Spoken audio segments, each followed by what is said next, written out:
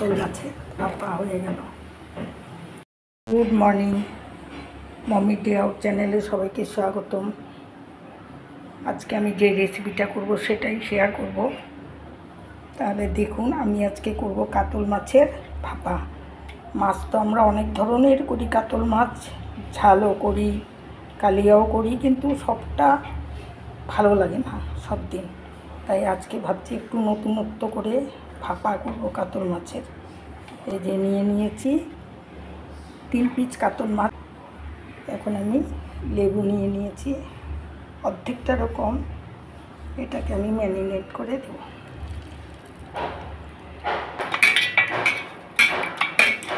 এটা 5 মিনিটের জন্য ঢাকা দিয়ে রেখে দেব। আমি এখন ভাপা করার জন্য 5 মিনিট পরে আমি ঢাকনা খুলে দিলাম। এখন আমি হলুদ লবণ দিয়ে মাখিয়ে নেব। দিয়ে দিলাম হলুদ গুঁড়া, দিয়ে দিলাম লবণ। খুব একটা লবণ না, সামান্য পরিমাণে লবণ দিচ্ছে। এখন আমি ভালো করে মেখে নেব। Good morning, mommy day out চ্যানেলে সবাইকে স্বাগতম। আজকে আমি যে রেসিপিটা করব সেটাই শেয়ার করব।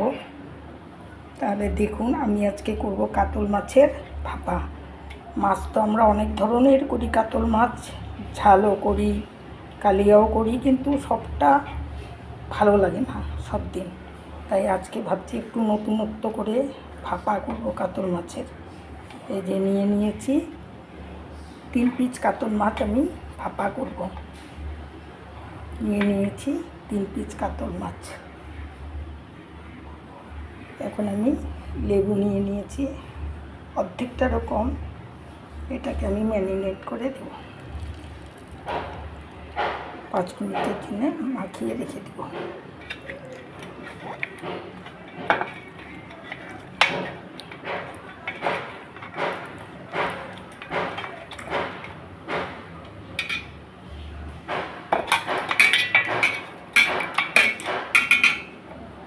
এখন আমি এটা 5 মিনিটের জন্য ঢাকা দিয়ে রেখে দেব।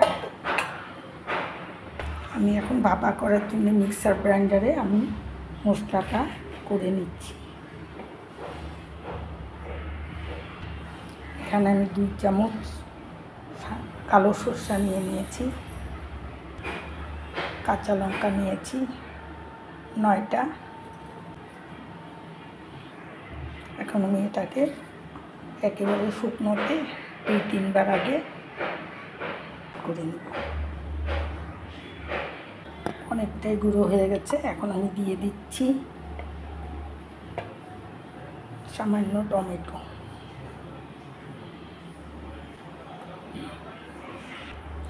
দিয়ে দিচ্ছি সামান্য জল। মিক্সিতে সরষাটা পেস্ট করে নিলাম, খুব সুন্দর হয়েছে মিহি একেবারে। 5 মিনিট পরে আমি ঢাকনা খুলে দিলাম। এখন আমি হলুদ লবণ দিয়ে মাখিয়ে নেব। দিয়ে দিলাম হলুদ গুঁড়া, দিয়ে দিলাম লবণ। খুব একটা লবণ না, সামান্য পরিমাণে লবণ দিচ্ছে। এখন আমি ভালো করে মেখে নেব।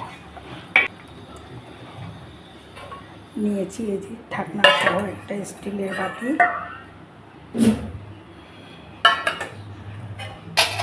ঢাকনা নিয়ে নিচ্ছি সরষা বাটা,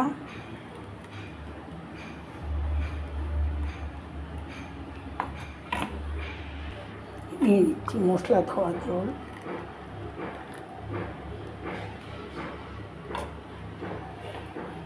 একটা কাঁচা লঙ্কা, মাছগুলো দিয়ে দিচ্ছি,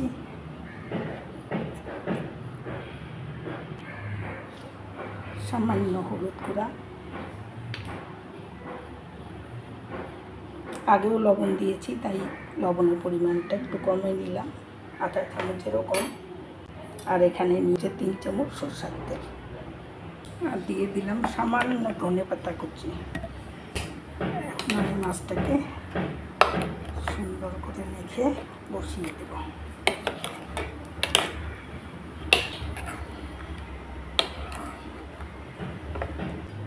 দিলাম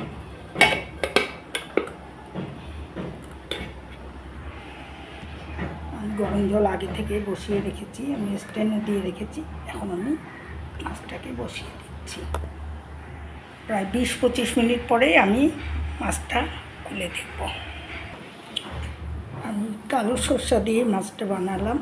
অনেক আপনারা চাইলে পোস্ত দিতে পারেন, সাদা সরষা দিয়েও করতে পারেন, কিন্তু আমি যেহেতু পোস্তটা খুব একটা ব্যবহার করি না, তাই আমি সাদা সরষা নাহলে কালো সরষা, যেহেতু সাদা সরষা নেই তাই কালো সরষাই দিয়ে আমি মাছটা ভাপা করলাম। এটা আপনারা একেবারে সহজভাবে একটু কম সময়ের মধ্যে আপনারাও বানিয়ে ফেলতে পারবেন। খুলে দিলাম।